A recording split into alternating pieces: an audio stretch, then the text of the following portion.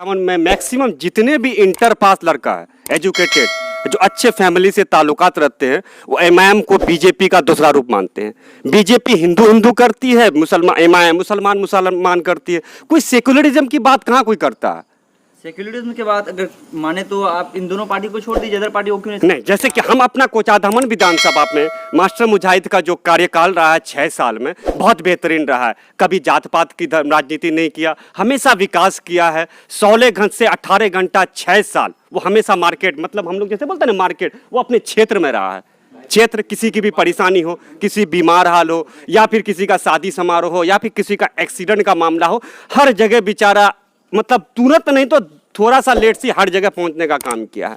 हम लोग सिर्फ इस बार कोचाधामन की जनता विकास के नाम पर वोट करेगी, कोई धर्म की राजनीति कोचाधामन में नहीं चलेगी। और मैं आजिम मकफी जज, एक युवा नेता, मैं कहना चाहूंगा एमआईएम को किशनगंज जिला से खदेड़ के भगाने का काम करूंगा, क्योंकि यहाँ पूरे जिला में धर्म की राजनीति करने नहीं दूंगा।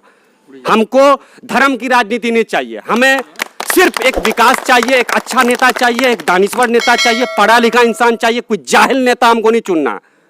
मास्टर मुजाहिद पढ़े लिखे इंसान है, हायर एजुकेटेड है, पटना से उसकी पढ़ाई मुकम्मल हुई है, पटना यूनिवर्सिटी से। हमको यहाँ नॉन मैट्रिक फेल को कोई विधायक नहीं बनाएंगे ना, जो पार्लियामेंट में जाके अपना, जिसको उर्दू और या हिंदी भी सही तलफ्फुज नहीं आती। हमें एक पढ़ा लिखा नेता चाहिए, क्योंकि कोचाधामन अभी एजुकेशन का रफ्तार जो है ना बहुत आगे जा चुका है।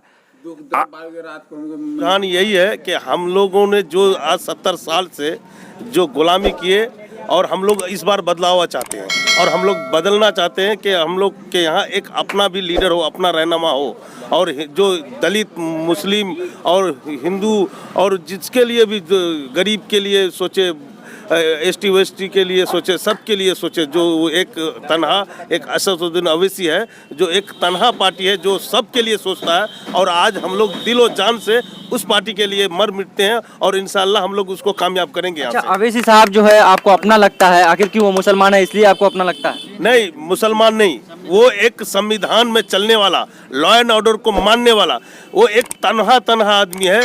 आज तक किसी ने उसके ऊपर एक उंगली नहीं उठाया।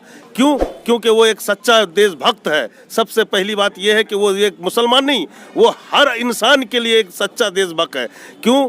क्योंकि आज के डेट में, आज कहीं भी देख लीजिए, एक एक घर में देख लीजिए, करी से मिला करके देख लीजिए, सबके घर में आपस में लड़ाई झगड़ा हो रहा है, आपस में लड़ाई झगड़ा है। एक तन्हा असदुद्दीन अवैसी है जो अपने ही घर में, उसके छोटे नवाब अकबरुद्दीन अवैसी, उसका वालिद साहब का नाम असलाउद्दीन अवैसी, और उसके दादाजी का नाम ये क्या कहते हैं, यानी कि उन लोगों के दामन में कोई एक दाग नहीं है। लेकिन जो आज पावर में बैठे हुए हैं नरेंद्र मोदी, आज बताइए उनके आने से हम लोग बाहर रहते हैं भाई, हम लोग बाहर रहते हैं, बाहर रह करके रोजी रोटी कमाते हैं, और हम लोग जानते हैं कि क्या क्या चीज़ का मुसीबत हम लोग झेलते हैं भाई। आज हम लोगों का विकास जो हो रहा है, यहाँ कोई विकास नहीं हुआ है।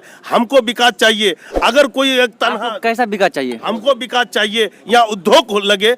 हम जो बाहर जाते हैं ट्रेन में 3 दिन का सफर करते हुए, बम्बई, महाराष्ट्र, दिल्ली, सूरत, लुधियाना जाकर के कमाने जाते हैं, तो हमको वो ऐसा एक रहनुमा मिले जो हमारा घर में हमको रोजी रोटी दे, हमारा बिहार में रोजी रोटी मिले, जो हमको अपने बाल बच्चे को, छोटे छोटे नन्हे मुन्ने बच्चे को छोड़ करके हमको बाहर जाना ना पड़े, वो हमको यहाँ कमाई करने मिले। आज अगर हम, चलिए मान लिए, अगर हम एक एग्जाम्पल देते हैं, एक ये रोड, पुल, पुलिया, ये गली का हमको बात नहीं करना है, हमको बात करना है स्कूल की, हमको बात करना। अच्छा, स्कूल तो बन रहा है कोचाधामन विधानसभा में, कहीं स्कूल और कहीं हॉस्टलें खुले हुए हैं, लेकिन हालात देखिए, प्राइवेट का हालात देख लीजिए। जहां सरकारी स्कूल है उसमें आप देखिएगा पंखा सही से नहीं चलता है, और प्राइवेट स्कूल में देखिए नरम गद्दे लगे हुए हैं, बच्चे वहां से पढ़ करके आईएएस बनते हैं, ऑफिसर बनते हैं, मास्टर बनते हैं, लेकिन सरकारी से कोई नहीं बनता है। और हमको क्या चाहिए? हमको अगर परदेसी है, ये काम करने के लिए जो बाहर जाते हैं, आज तक हमको किसी ने नहीं दिया। 70 साल से अभी तक एक ट्रेन नहीं है सूरत के लिए डायरेक्ट, जो हमारे यहाँ के एक कोचाधामन का किशनगंज जिला के अंदर से अगर कहीं जाना पड़ता है बाहर, तो हमको यहाँ से किशनगंज जाना पड़ता है, किशनगंज से फिर पटना जाना पड़ता है, फिर पटना में रात रुकना पड़ता है, वरने तो हवाई बस यहाँ बरबट्टा से मिलती है, फिर हमको पटना जाना पड़ता है। क्या हमारे लिए आज तक किसी पीएस गोयल से किसी ने बात नहीं किया? कि जाओ भाई एक ट्रेन किशनगंज से दे दो, जो ता करके इस मजदूर बिहार के जितने भी मजदूर प्रवासी भाई हैं वो हमारे सही अपने घर में बैठे और सूरत में उतरे, अपने घर में बैठे मस्जिद बम्बई में उतरे। नहीं, ऐसा किसी ने नहीं कहा। आज 1-2 हज़ार का कोई कंपनी नहीं है जो 1-2 हज़ार आदमी यहाँ करके काम करे। हम जरी का काम करते हैं, जो खाटली का मोती सितारा सलमा सितारा वगैरह वो सब का हम सूरत में जाकर के काम करते हैं। क्या ऐसा नहीं हो सकता? क्या ऐसा कोई नेता नहीं आ सकता जो हमारे लिए यहाँ वो उद्योग बना सके, हमारे लिए यहाँ? हम तो सबसे पहला यही सोचते हैं भाई, हम यही चाहते हैं हमारे जो कैंडिडेट जिसको हम चाहते हैं, हमारे असदुद्दीन अवैसी जिसके पार्टी के नुमाइंदे हैं हम उसके लिए यही चाहते हैं कि अगर वो सीमांचल में अगर बढ़िया से विजय होकर के अगर वो यहाँ आता है, उसके बाद वो हमारे लिए सोचेगा, हमारे बच्चों के लिए सोचेगा, ताकर के हम फिर अगर बाहर ही जाना हो तो हमको यहाँ से एक किशनगंज से डायरेक्ट ट्रेन मिले जो हम सूरत चले जाएं। नहीं मिलता है। एक उद्योग आए जो यहाँ लगा है और बरबट्टा में हो, किशनगंज में हो। क्या है कि बात बताइए, प्लेन का भी एक जगह नहीं है यहाँ। हमको बंगाल में वो बागडोगरा जाना पड़ता है। अगर हम सऊदी जाए, दुबई जाए, इंग्लैंड जाए, कहीं भी जाए तो हमको यहाँ बिहार में नहीं, किशनगंज में नहीं प्लेटफार्म, ये जहाज अड्डा नहीं है। जो जहाज अड्डा है नेपाल में बागडोगरा, नहीं तो आपका पटना में। क्या हमारे ये इलाके में कोई ये नहीं है? क्योंकि यहाँ से जितना भी भाई है हमारे हर घर से अगर गया है तो हर घर से कोई सऊदी है, कोई दुबई है, कोई दिल्ली है, कोई बम्बई में है, और हर आदमी हर के घर से एक जी अस्सलाम वालेकुम, आदाब दोस्तों। मैं रिहान आलम आपके साथ देहात की आवाज़ को लेकर आया हूँ। चलिए, मैं अभी कोचाधामन विधानसभा में हूँ और कोचाधामन विधानसभा में लोगों का विचार किस पार्टी की तरफ ज़्यादा झुका हुआ है उसके बारे में आप हमारे देहात के यूट्यूब चैनल पर देख सकते हैं। मास्टर मुजाहिद की तरफ। अच्छा, मास्टर मुजाहिद साहब को आप लोग जो पसंद करते हैं, आखिर क्यों करते हैं? वो हमारे क्षेत्र में कोचाधमपुर ईस्ट में उसका जो असेंबली क्षेत्र है वो विकास पुरुष के नाम से बन के जाना जा रहा है। अच्छा। और सब बूढ़े से लेके नौजवान से लेके और जो भी बच्चा बच्ची हैं सबकी जुबान में है कि वो विकास पुरुष है। मास्टर मुजाहिद साहब को लोग पसंद क्यों करते हैं? पसंद इसलिए करते हैं कि हम लोग का जितना काम वो किया है कोई विधायक नहीं किया आज तक। जहाँ तक रुझान का मसला है, सिर्फ बरबट्टा ही नहीं, पूरे सीमांचल में बैरिस्टर जनाब असदुद्दीन अवैसी साहब का लोगों ने जो उनका पैगाम लोगों तक पहुंचा है और लोगों ने जो सुना है, उस पैगाम के प्रति लोगों का रुझान काफ़ी है।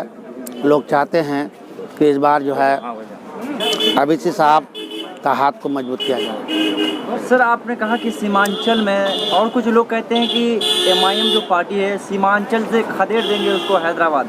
आप कुछ देखिए, अपनी अपनी बात, अपनी अपनी डफली, जैसे जिसकी डफली होती है उससे उसकी अपनी राग होती है।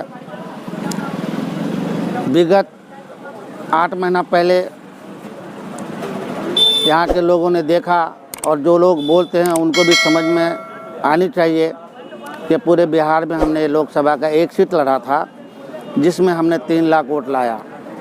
3 लाख वोट का मतलब है 26% वोटों का झुकाव मेरे तरफ रहा। रही बात खदेड़ने की, जनता जनार्दन है, जनता जिसके सर पर हाथ रखता है उसको तो कोई खदेड़ नहीं सकता।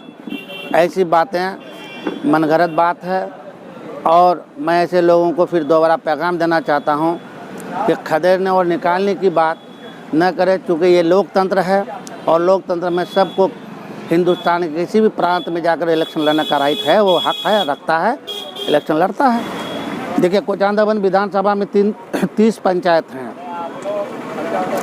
30 पंचायत में जो इस वक्त आंधी और बयार चल रहा है वो MIM के प्रति चल रहा है। लोगों ने इस मन को बना लिया है कि कोई भी आ जाए, इस बार हम कोचाधामन विधानसभा से MIM के प्रत्याशी को जिता करके पटना हाउस में भेजेंगे। और इसलिए भेजेंगे कि हमारे यहाँ आज़ादी से लेकर अब तक बहुत तरह की सरकारें आईं और गईं।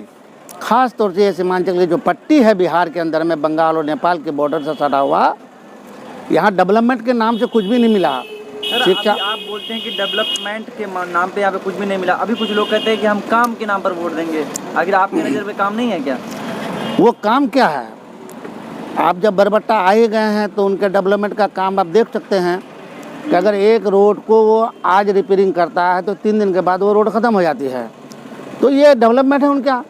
आवाम को उस डेवलपमेंट से कोई मतलब नहीं है। अगर रिपेयरिंग करके किसी ने अगर धन उगाई का काम करता है तो उसका डेवलपमेंट उनके साथ है, आवाम के साथ कोई सहूलत नहीं है, कोई रिपेयरिंग नहीं। ये क्या कहते हैं, डेवलपमेंट नहीं है। रिपेयर्स के नाम पर, गड्ढे के नाम पर आज भी लोग तराही कर रहे हैं। रास्ते नहीं हैं, उद्घाटन शिलापट का किया जाता है, बरसों पड़े रह जाता है। इसको हम क्या विकास कहेंगे? विपक्ष हर समय आपको एक मतलब बात ताना मारते हैं कि आप बीजेपी का बी टीम है। आखिर क्यों आप लोगों को बार बार ये बात सुनना पड़ता है? सही मायने में आप जो बात कहता है कि सही है या गलत है? बिहार में 40 सीट लोकसभा का है और पूरे बिहार में लोकसभा का इलेक्शन हुआ। हमारी पार्टी सिर्फ किशनगंज लोकसभा से चुनाव लड़ रहा था। अब उनसे सवाल किया जाए कि 39 सीट में बीजेपी कैसे जीत गई? क्या हमने पूरे बिहार में इलेक्शन लड़ा था मेरे वजह से? मैंने तो कांग्रेस को छोड़ा, राजद को छोड़ा, बिहार के अन्य पार्टियों को छोड़ दिया। आखिर उनके जगह बीजेपी को एक तरफा वोट कैसे आ गया? ये समझ नहीं रहा है। वो जो बीजेपी का हमें बी टीम कहता है, दरअसल बात यह है कि उसके पेट में मरोड़ पैदा हो गया है। ये जो अल्पसंख्यक बिहार के हैं वो बरसों से दूसरों का वोट बैंक बनकर रहा। अब चूंकि वो अपना अधिकार और हक हुकूक की बात करते हैं तो उसके पेट में दर्द है, जुमला कुछ नहीं पाता है, तो बी टीम कहता है। मैं कहता हूँ कि 39 सीट बीजेपी जीता बिहार के अंदर में और हमने 1 सीट पर जीता, तो 39 सीट पर वही लोग लड़ रहे थे ना। बीजेपी के जो लोग हमको जो कहते हैं कि हम बी टीम हैं, तो बी टीम हम तो 1 सीट में लड़ रहे थे, लेकिन उनको क्या हो गया? 39 सीट वो हार गए। सीधी सी सवाल का जवाब है, उनको समझना चाहिए। भरोसा मिला, सिर्फ भरोसा मिला। वही एमआईएम का पार्टी जा करके वो कभी बिस्किट देने के लिए जा रहा था, कभी और कुछ देने के लिए जा रहा था। क्यों? क्योंकि वो गरीब का है और गरीब का मसीहा है और गरीब का मसीहा को हम लोग वोट डालेंगे। देखिए, कोचाधामन प्रखंड में मैं खास करके कहना चाहता हूँ, हमारे जहाँ के जो एमआईएम की तरफ से जो कैंडिडेट है, सबसे पहले मैं उसका बात कहना चाहता हूँ कि ये गरीबों का एक मसीहा और जो है ये अल्लाह से डरने वाले भी है। क्योंकि हमने देखा है कि तबलीग से भी वो माशाल्लाह तबलीग में भी चिल्ला के वक्त लगाए हैं और जो है हज भी किए हैं, जो जिस नाम से पुकारा जाता है कि अलहाज इजहार अस्फी साहब जो है। और ख़ास करके ये मैं कहना चाहता हूँ कि जो काम लोग पावर में रह के नहीं कर सका, वो काम हमारे इजहार अस्फी साहब, अलहाज इजहार अस्फी साहब जो है वो बगैर पावर में रह के गरीबों का जो सुविधा दिया है, गरीबों को जो भूखमरी, जो लॉकडाउन में जो भूखमरी था, लोगों को ले जाके जो राशन पानी दिया है। सर, एमआईएम को चाहते हैं, सबसे पहले हम एमआईएम को इसलिए चाहते हैं कि एक सच्ची पार्टी है और अन्य पार्टी को बहुत सारे पार्टी को देखे अक्सर जो है ना दलाली ज़्यादा करता है। एमआईएम जो है खुलेआम जो है गरीबों का हक दिलाता है। गरीबों के ऊपर जहाँ जुल्म होता है, जैसे दलित भाइयों के ऊपर जुल्म होता है, चाहे मुसलमान कमज़ोर तबके के ऊपर जो कुछ जुल्म होता है, तो असद साहब जो इसके खिलाफ जो खुलेआम आम बाज़ारों में भी और जो है पार्लियामेंट में भी खुल के आवाज़ उठाते हैं। इंशाअल्लाह यहाँ पतंग छाप